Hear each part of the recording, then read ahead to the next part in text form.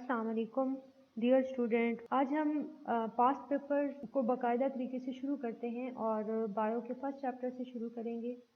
यानी कि first chapter से रिलेटेड जितने भी क्वेश्चंस आपके पास्ट पेपर में गुजर चुके हैं उन सारे क्वेश्चंस को हम वन बाय वन देखेंगे और टॉपिक वाइज चलेंगे ताकि कोई भी पॉइंट हमारा स्किप ना हो जाए। तो चलिए जी शुरू करते हैं।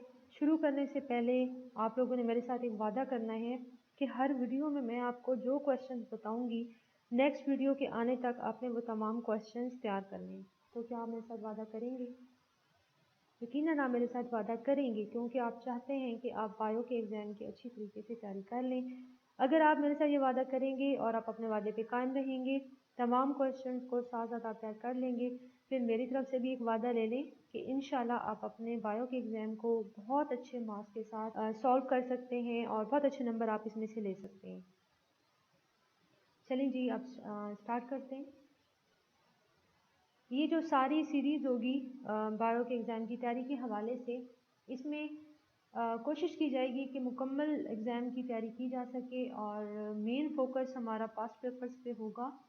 पास्ट पेपर पे फोकस हमारा इसलिए होगा क्योंकि पास्ट पेपर में जो क्वेश्चंस होंगे वो रिपीट होते रहते हैं, क्योंकि इंपॉर्टेंट क्वेश्चंस होते हैं तो वो बाद के पेपर में भी आ सकते हैं। लेकिन हम लिमिटेड नहीं रहेंगे पास्ट पेपर तक, बल्कि और भी कोई इंपॉर्टेंट क्वेश्चंस होंगे या आप मुझे कुछ सजेस्ट करेंगे कि जी ये भी आपको पढ़ा दिया जाए तो वो भी मैं आपको इंशाल्लाह पढ़ा दूँगी। तो फर्स्ट चैप्टर से हम स्टार्ट लेते हैं।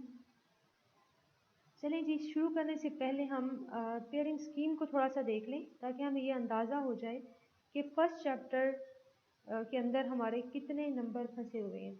यानी फर्स्ट चैप्टर को अगर आप तैयार कर लेंगे तो आप अपने कितने मार्क्स सिक्योर कर सकते हैं।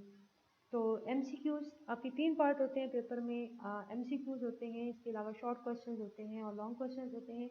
तो MCQs आपके फर्स्ट चैप्टर में से 2 होंगे, यानी 2 नंबर आपके MCQs के होंगे। इसके बाद शॉर्ट क्वेश्चंस पे आ जाते हैं तो 2 शॉर्ट क्वेश्चंस होंगे। एक जो क्वेश्चन होगा वो 2 नंबर का होगा, तो इस तरह से 4 नंबर आपके शॉर्ट क्वेश्चंस में आ गए। फिर लॉन्ग क्वेश्चन इस चैप्टर में से एक होगा। A और B पार्ट होते हैं तो एक पार्ट जो है वो इसमें से होगा। टोटल 8 नंबर का है, तो चलिए हम समझ लेते हैं कि 4 नंबर का आपका लॉन्ग क्वेश्चन आएगा। तो इस तरीके से टोटल 10 नंबर हुए। तो प्यारे बच्चों, आपका टारगेट क्या है इस चैप्टर को तैयार करने के बाद? आप कितने मार्क्स लेना चाहेंगे? मेरा टारगेट होगा कि आप पूरे 10 नंबर इस चैप्टर के हासिल कर लें इंशाल्लाह।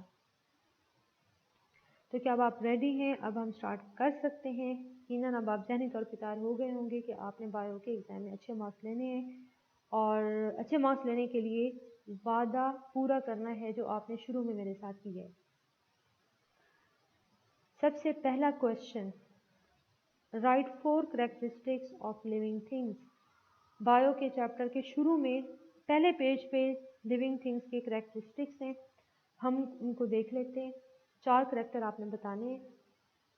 सबसे पहला कैरेक्टर ये है कि living organism are highly complex entities composed of one or more cells contain genetic program of their characteristics। कि लिविंग ऑर्गेनिज्म सिंपल चीज़ें नहीं होते बल्कि ये कॉम्प्लेक्स होते हैं और इनकी जो बॉडी है ये सेल पे कॉन्सिस्टेड है। 1 भी हो सकते हैं, ज़्यादा भी हो सकते हैं। नीचे डायग्राम में आप देख सकते हैं कि सेल से बॉडी कॉन्सिस्टेड होगी। सेल जब बहुत सारे इकट्ठे होंगे तो वो टिश्यू बना लेते हैं, तो टिश्यू मिलकर ऑर्गन बनाएंगे एंड ऑर्गन सिस्टम बनाते हैं। इसके अलावा इनके जो करेक्टरिस्टिक्स होते हैं लिविंग थिंग्स के, उनकी जेनेटिक प्रोग्राम इनमें मौजूद हैं।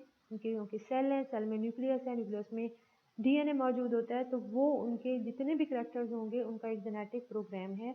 तो पहला करेक्टर हमने लिविंग थिंग्स का देख लिया कि ये सेल्स और एक से ज़्यादा सेल्स पे कॉन्सिस्टेड हैं और इनमें जितने भी करेक्टर होंगे उनके जेनेटिक प्रोग्राम इनमें मौजूद होंगे।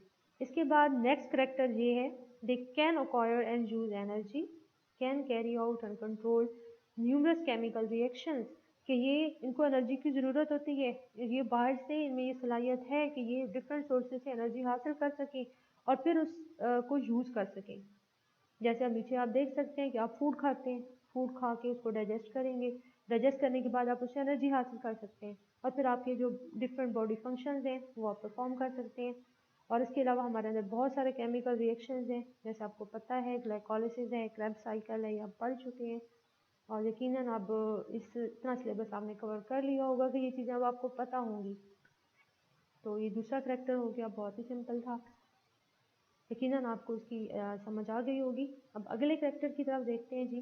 दे can grow in size, living things can grow in size, उनका साइज़ बढ़ सकता है, वो हमेशा छोटे नहीं रहते, उनका साइज़ इंक्रीज़ करता है टाइम के साथ साथ।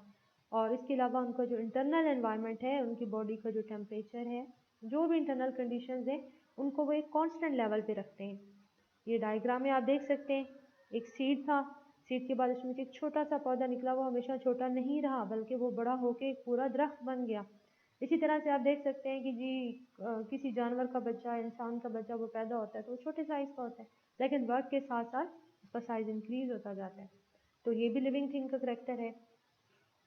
इसके बाद जी हमारा चौथा पॉइंट और जो लास्ट पॉइंट है, क्योंकि 4 पूछे गए थे, तो इसमें ये लिखा हुआ है कि they produce offspring similar to themselves. Living thing का ये करैक्टर है कि वो बच्चे पैदा करते हैं और बच्चे भी उन जैसे, यानी अब गाय का बच्चा है तो वो गाय जैसा होगा, भैंस का बच्चा है तो वो भैंस जैसा होगा। इस डायग्राम में आप देख सकते हैं एक बर्ड है और उसके साथ जो उसके बच्चे हैं, ऑफस्प्रिंग्स हैं, they are similar to it. तो इस तरीके से बहुत ही आसानी से आपने एक क्वेश्चन तैयार कर लिया। अब आपका करने का ये काम है कि आप अपनी एक नोटबुक निकालें और उस पर ये क्वेश्चन भी नोट करें और क्वेश्चन का जो आंसर है उसको भी आप नोट करें। एग्जाम्पल भी आप दे सकते हैं। एग्जाम्पल आप देंगे तो इसे क्या करेंगे, एग्जामिनर को आप मजबूर कर देंगे कि वो आपको पूरे नंबर दें। तो इसके बाद नेक्स्ट क्वेश्चन की तरफ चलते हैं। Next question is define molecular biology. ये आपके बायोलॉजी का जो फर्स्ट चैप्टर है उसके सेकंड पेज पे अगर आप देखें तो बायो की मेन फील्ड्स की पूरी लिस्ट दी हुई है, उनमें से एक है मॉलिक्यूलर बायोलॉजी। इसी तरह से जो सेकंड क्वेश्चन है अगर हम वो देखें तो वह डिफाइन एनवायरमेंटल बायोलॉजी। फिर एक और क्वेश्चन है जी डिफाइन पैरासाइटोलॉजी। इसी तरह से एक और सवाल है डिफाइन बायोटेक्नोलॉजी। तो ये सारी की सारी बायो की मेन फील्ड्स हैं जिनका जिक्र आपके बायो के फर्स्ट चैप्टर के सेकंड पेज पे है और इस पे एक डिटेल लेक्चर भी मैं दे चुकी हूँ, मेन फील्ड्स ऑफ बायोलॉजी। तो मैं आपको ये रिकमेंड करूँगी कि आपने सिर्फ इन 4 तक नहीं रहना कि ये सिर्फ 4 ही आ चुके हैं तो आप सिर्फ 4 याद करें, बल्कि ये सारी की सारी इंपॉर्टेंट हैं। वो अल्टरनेटिवली कुछ और भी आपसे पूछ सकते हैं। तो इस वजह से आपने जितनी भी फील्ड्स हैं बायोलॉजी की उनको अच्छी तरह से याद करना है और ये डेफिनेशंस हैं, आपको ये कोशिश करनी है कि आप बिल्कुल इसको एग्जैक्ट याद करें, इसमें कोई प्रॉब्लम ना आए। तो ये सारी क्विज याद करने के लिए मैं आपको लिंक दे देती हूँ बायोलॉजी के उस लेक्चर का जो कि इन मेन फील्ड के हवाले से है। आपने वो सारा तैयार कर लेना है। इस तरीके से हमारे 5 शॉर्ट क्वेश्चन हैं वो कंप्लीट हुए। उम्मीद है कि आपको लेक्चर अच्छी तरह समझ आ गया होगा।